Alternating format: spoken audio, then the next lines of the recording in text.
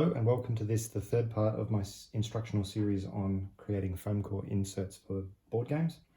In this episode, the rubber meets the road, or I guess the sharp steel meets the polystyrene. So this time around we're going to actually construct, glue and start actually building a three-dimensional object inside the box. So what we're first going to do, as we stated last time, we're going to construct a liner for this box, an internal box that sits inside this box, which gives us a frame that we can then put other things into and attach them to. I annotated the last video because I realized a mistake that I made in my measuring there, luckily at the time, such that we're not actually going to make a complete box, because otherwise the 4 player trays won't fit as I'd like them to fit. So what we're actually going to do is we're going to make a box with 3 sides and an internal sort of frame. One end will be open, so there'll be, so a full base, 2 sides and a third side here, and then there'll be another piece that comes across the middle and skewers it. The 2 side pieces here will be higher for a third. They will then drop down and come along to account for the fact that we're going to have this board and the smaller player board sit on top of it on one end, so it'll sit low, and then the main boards will sit, the main board and the manual will sit on top of that. So we'll start by measuring this box. So when measuring a box such as this, sometimes the tolerances can be deceiving, and if you try and make it a little bit too big, you'll find that it's too tight and it just won't sit. So what I like to do is measure the actual width as shown, as it actually is. So from this one, it's 291 millimeters there, and believe it or not, that end is 290, so it's not quite square. 290, 291. Okay, so we're going to say 290, and then to allow for tolerance, we're going to subtract 2 millimeters from that. So we're going to say it's going to be 288 millimeters. So I've taken the liberty of sketching up some of the pieces that I've sort of just talked about. So what I'll do at this point is I'll note that down, 288 by 288, and we'll cut that piece out. All right, so we'll bring in a piece of FoamCore, and I'm going to have to move these boxes out of the way, give myself enough space. When you're looking at a piece of FoamCore, oftentimes corners will be dinged or rounded, and you might have places like this where a chunk's been taken out. This is very normal, and this just happens with FoamCore because it's quite delicate. For a base plate, it's not going to matter too much as long as it's fairly square. So looking at this, I think we'll start from this corner here. This will probably be the best place to begin. And we will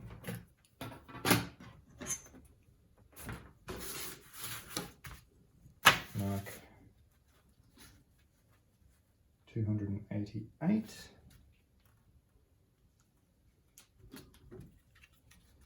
and make a nick.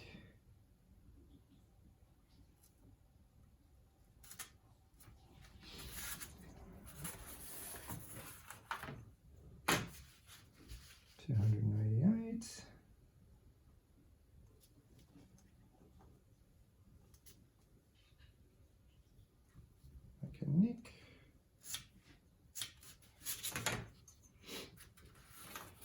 And then what I'll do is,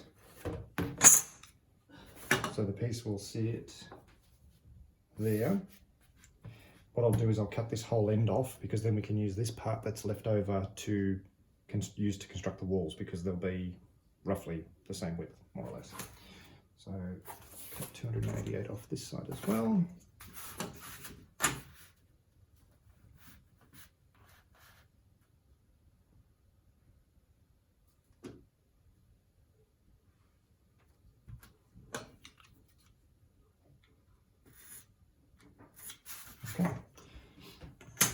we'll get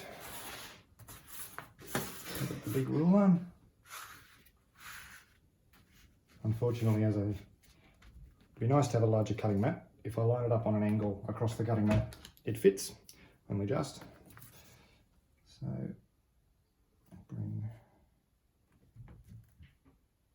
just cut this off. So when you're cutting through FoamCore, there's a couple of things you want to make sure that you're doing. You don't want the knife to be on a very steep angle, because then you're only engaging a very small part of the blade. You want it on a flat angle, say 45 degrees or even lower. 30 degrees is better if you can get it that low, depending upon the size of the handle of the knife.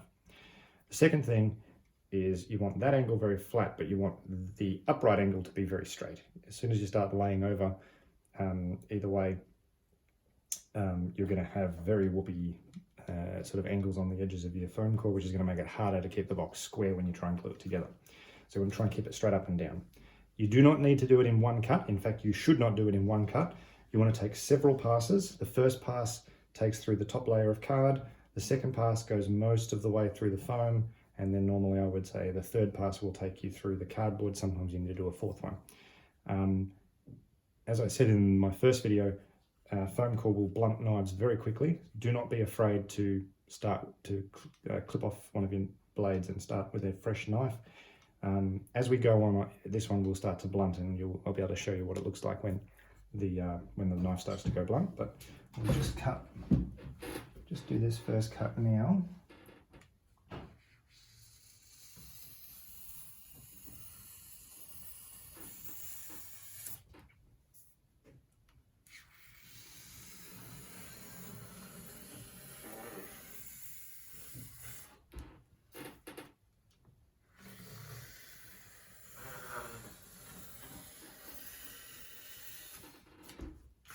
All right.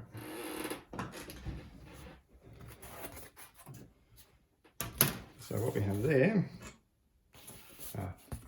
hard to see on the camera, but we have a fairly straight square edge, more or less. It's fairly square anyway. It's squarer on one end than the other, doesn't really matter, as long as it's fairly square.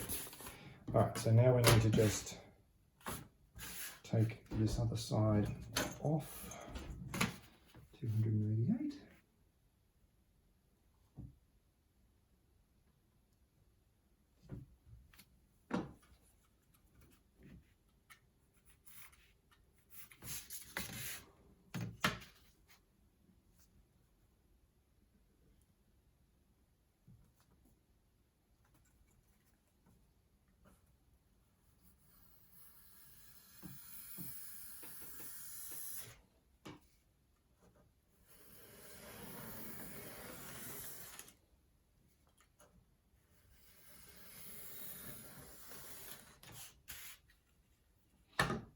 All right, and there we have it, one square base. So what we do now is we'll bring the box back in, and we will check to see if it fits. Now, when you're doing this check,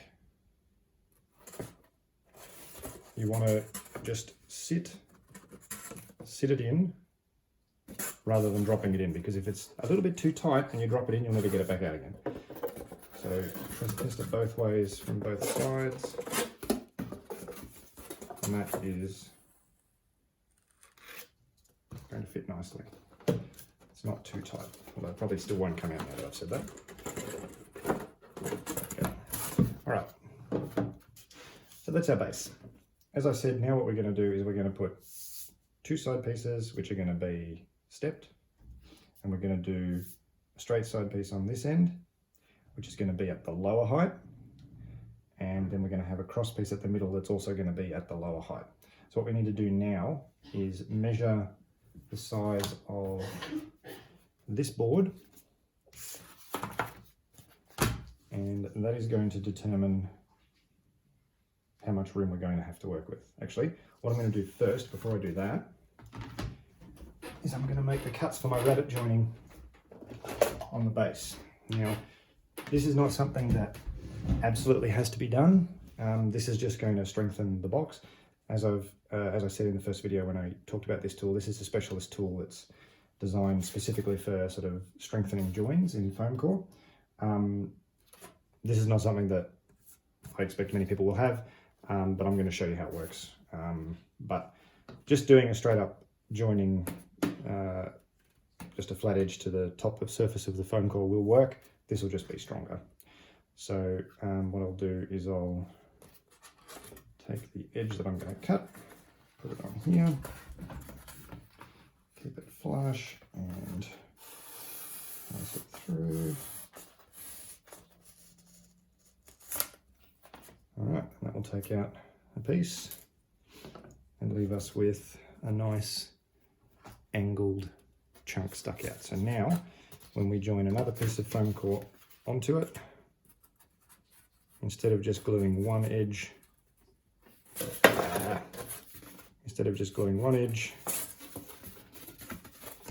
we're going to be gluing two edges, this bit and this bit. All right, so we're going to do that on 3 sides.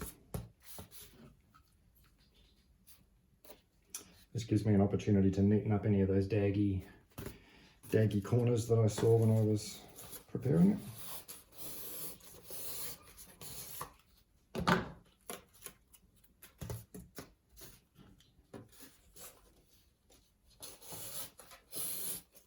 Okay, so here's our rabbit cutted piece.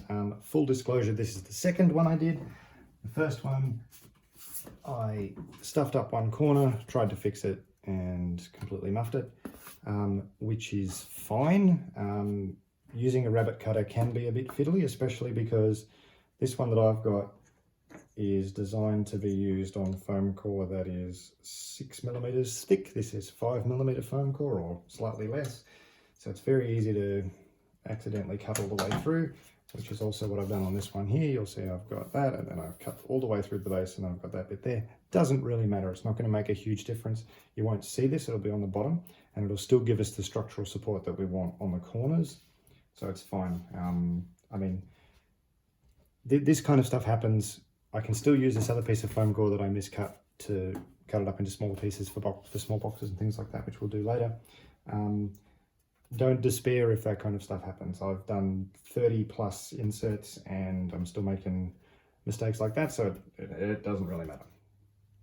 So now what we're going to do is we're going to allow for the thickness of the boards that are going to sit on top and measure that, and then that will allow us to decide the size of the walls, because this is going to have to sit on top of everything else. So when you look at a board such as this, so this is a 2-fold board, so it folds in half and then half again. When a board is sitting flat, you'll have one corner that has the 4 separate corners. You'll have 2 corners which have 2 folds. Yeah, this corner and this corner, but this side opens. This side has 2 folds, but also meets the side that has the single fold where the board folds in half. So this corner, where all the folds meet, will be the thickest corner. So this is going to be what we're going to base our measurement off, because that way we're going to allow for the maximum amount of tolerance, which means no matter which way around you put the board in the box, the lid will still fit on flush. If you don't do this, trust me, I've had it happen to me, if you don't allow for this, it means that the insert's going to be out by about 1 mil or 2. And what that means is when you put the lid back on the box, one side's going to pop up a little bit. It's not a huge problem, but if you're a perfectionist like me, it's frustrating. So this is the thick corner. So I'll measure off that corner. And we've also got the manuals. Again, the manuals aren't going to make a huge amount of difference because they're just paper and they're just folded paper, but the staple corner will be the thickest as well. So we'll line those up there. All right. And then if you hadn't done a rabbet join, you would sit this piece of FoamCore in on top or underneath and measure from there, and that would be the height of your wall. Because we've done a rabbet join,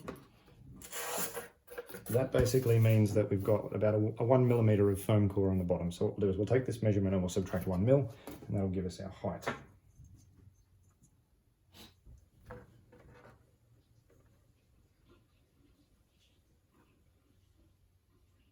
And so that height is 59 millimeters. So I've already written that down here. I did the measurement before. All right, and so that's going to be the height of the walls where it does not overlap, or where this bit isn't going to sit. And now what we're going to do is on one side, this will sit on top, so we'll need to have it higher on one side, and then it'll step down to allow for this and the player boards. So we'll sit those again with the folded side, the thicker side, which is actually this corner. And these boards, again, allowing us maximum tolerance. And we'll measure this height.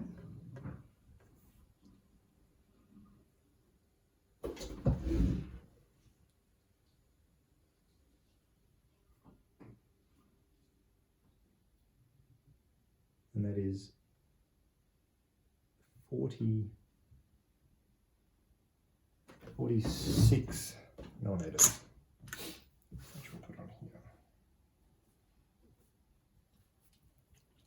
So that's all good. So now what we're going to do is we're going to cut those side pieces. I need to subtract 1 millimeter off those because of the rabbet joins. I'll do that off camera and I'll come back once I've done that. And so we have our side pieces cut and ready to glue. One thing I did neglect to mention is I measured the width of that piece, and that was basically the size of the piece that I cut out of there, that being the difference in thickness of the two. And so what we're going to do now is we're going to glue these on. So these will go on this side like this, like that, and then we've got this bit which I've rabbet joined on both ends, which will sit on here and box up the corners like that. And then this piece will be the internal frame support, which will sit like that. All right, so we'll glue the side piece first. So PVA glue. What we'll do is we'll run a bead down this side,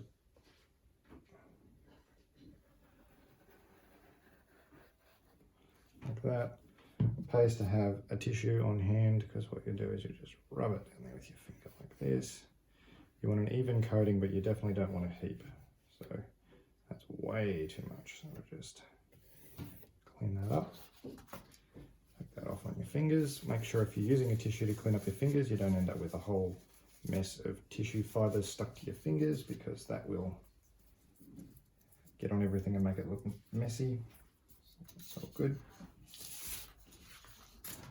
Make sure you've got the right piece. Make sure you're gluing it on the right way around.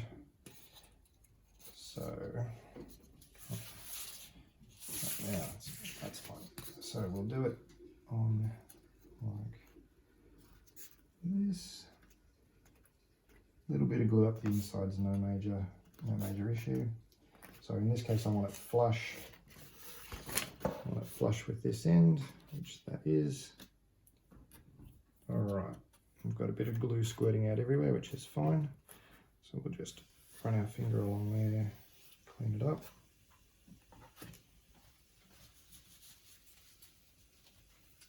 And now that that's in place, we will pin it for strength, just to hold it while it's gluing. Just make sure that that's neat. We'll push this into place, hold it tight, and stick a pin through, like that. And on this end,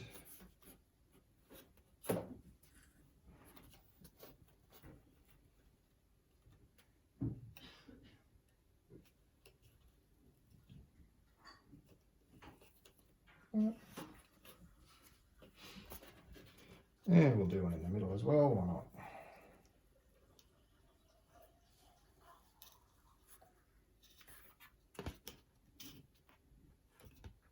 Okay, and that's one side on. So you can see there is a fair bit of glue seeping out the sides. That's fine, you can just wipe that off.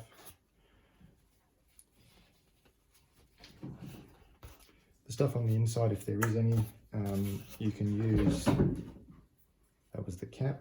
If you can use the blade of the knife to clean this up, you just run it along the corner and it'll smooth out any lumps, and just take that off the edge. It's a universal head trick. Look it up on YouTube. So what we'll do now is we'll do the other side. This piece here has a bit of a sticker on it, but you're not going to see it. It's going to be inside the box anyway, so it's not a major issue. Do this one as well.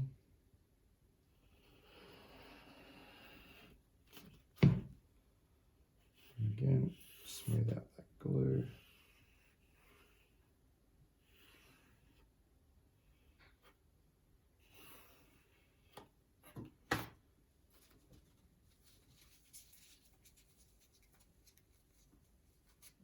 Always err on the side of a little bit too much glue when you first put it on. You don't want to under glue, but you can always wipe the excess off. It's not a major problem. All right, so we'll line up this side on. Make sure it's flush at this end.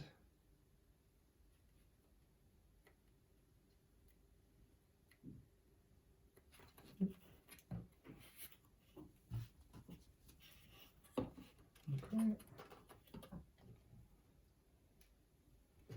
Try not to jam a pin into my finger while I'm at it.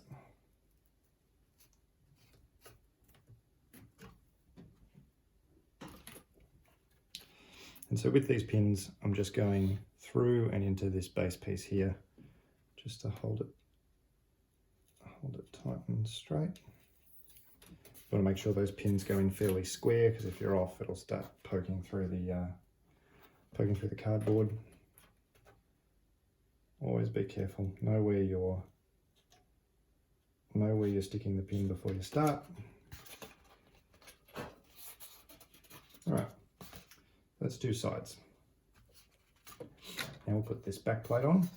Now it might be a bit hard to see in the video. Just stand up so I can get a good view of it. I've actually taken about 1 mil off the length of these pieces, so there's that just a slight overlap on both ends. So it's a bit rolled over, but it's there. That's just to allow for the thickness of this rabbet join. So that should just sit on there perfectly flush. And yep, nice and square. No overlap. All right, or rather no bits hanging over the edges. All right, so we'll glue this piece on. What we'll do first is we'll put a bit of glue on here and here.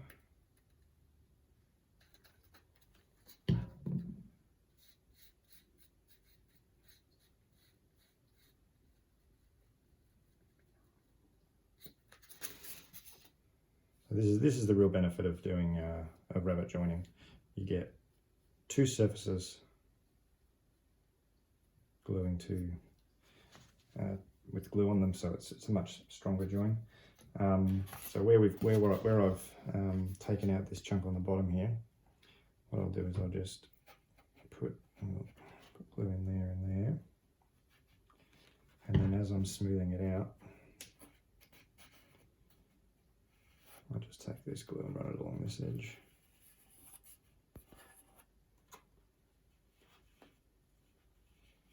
Not as strong, but it'll do the job. I'm going to need a little bit more on that. I'm starting to get a little bit of glue around the nozzle, so I'll just clean that off and it'll help it run along the edge of the foam core a bit better. Look at that.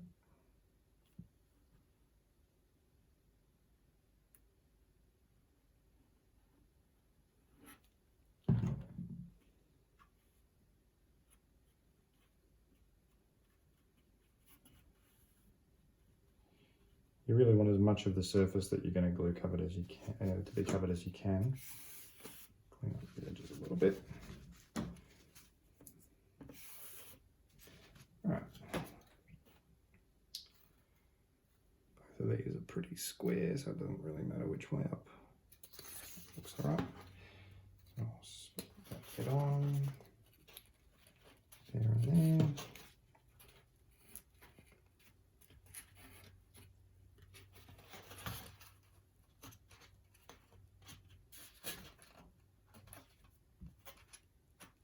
All right.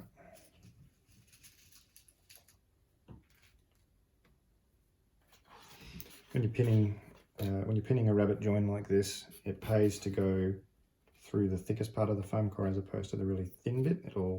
It can damage it and make it look a bit daggy if you go through the small bit. So go like this, just to keep it square and keep it in place.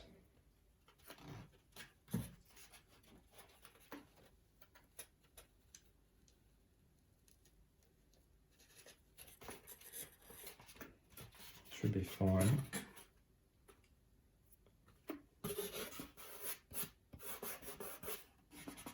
Yeah, that's fine. I might just put one in the middle here just to keep the bit that's missing the bottom plate nice and straight. All right. Cool, so that's 3 sides done. And then all that we've got left now is this internal piece, which sits there and there. It keeps it square. All right, what's going to be important about this piece is a tendency for internal pieces like this to bow, so will reduce the amount of space to work with here. So I know that this piece here should be 99.5. Excellent. So what I'm going to actually use, no, I won't use this. I've been using the calipers for making my marking up easier for cutting this stuff. And for internal pieces like this, it's very easy to just use them to make sure everything's square. Unfortunately, in this case, I don't have anything to sit on here, and the calipers don't open wide enough to do it off this end, I don't believe. No, they're not long enough. So I'll just have to do it with a ruler, but that'll be fine. That'll still be neat enough. All right, so we will apply glue. Just make sure that we've got the squarest side down. Yep.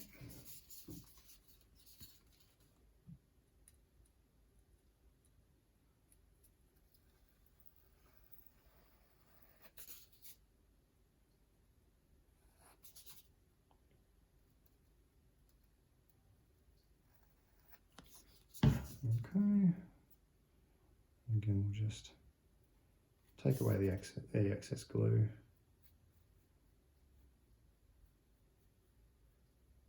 Just to get that nice even coat.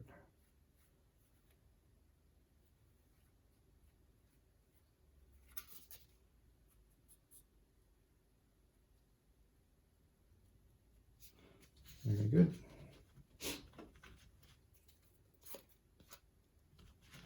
Okay. So we'll try and get this straight on both ends as we go.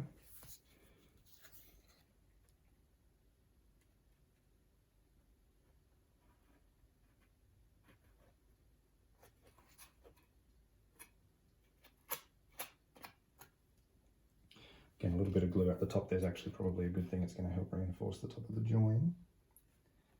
All right, so once we've lined up that top piece there, we'll just bang it pinned through like that to hold it in place. And this end as well.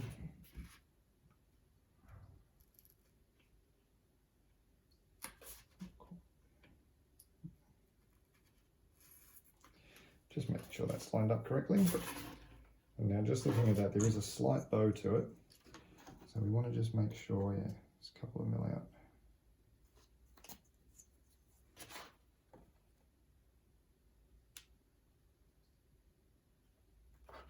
In fact, the whole thing is twisted like that.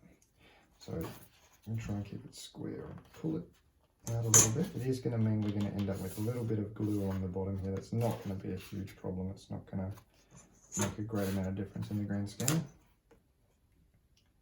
And so that's pretty much where I want it to be. That's still not quite right. It needs to come in a bit.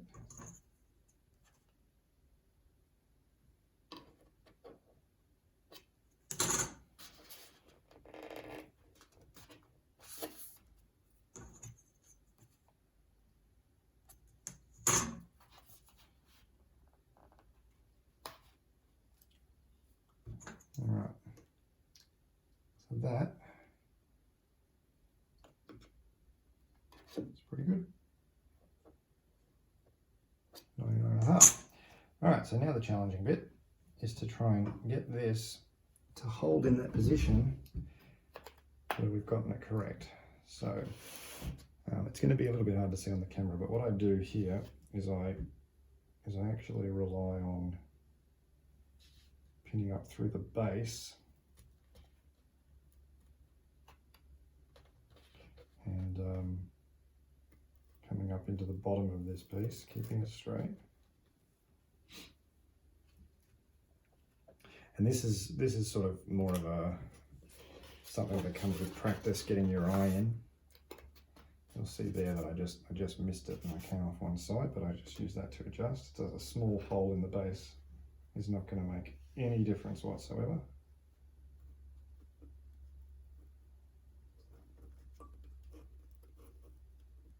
It's got that. And then once those ones are in, hold that central piece in place, flip it over, and then I just split the difference between these two pins.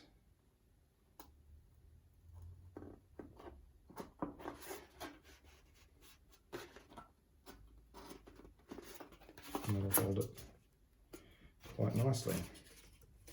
All right, so that is our general frame. So if we grab the box, the moment of truth, I suppose.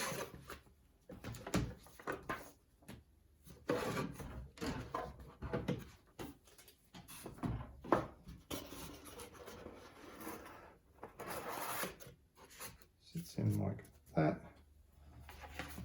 These pieces sit on this end like that.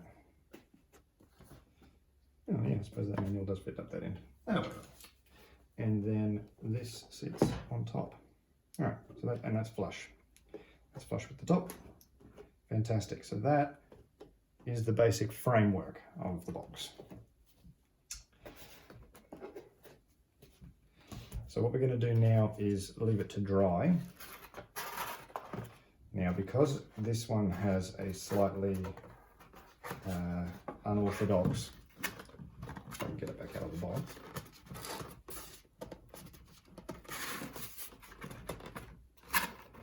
Because this one has a slightly unorthodox shape and we've got that keyed section, it's going to be hard to apply weights to it and have it dry in a nice and easy way.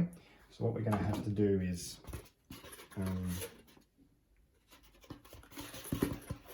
leave it sitting off the edge of something in order to weigh it down properly. Just have to make sure that this is clean so we don't end up gluing anything else to it. So what I'll probably do in this case is use this box. We'll stick this on the edge like that, and we will apply some weights.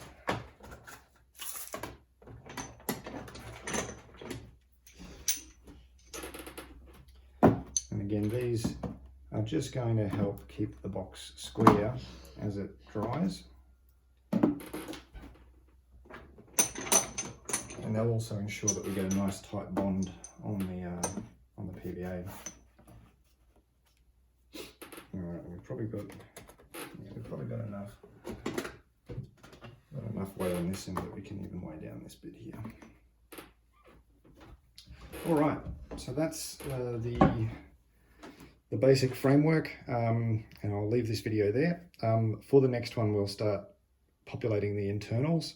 The next video will be much quicker now that I've shown you the sort of basic ideas of cutting and sizing things up. and the technique for gluing, the next part will go much faster. So thanks for watching, and I hope to see you next time.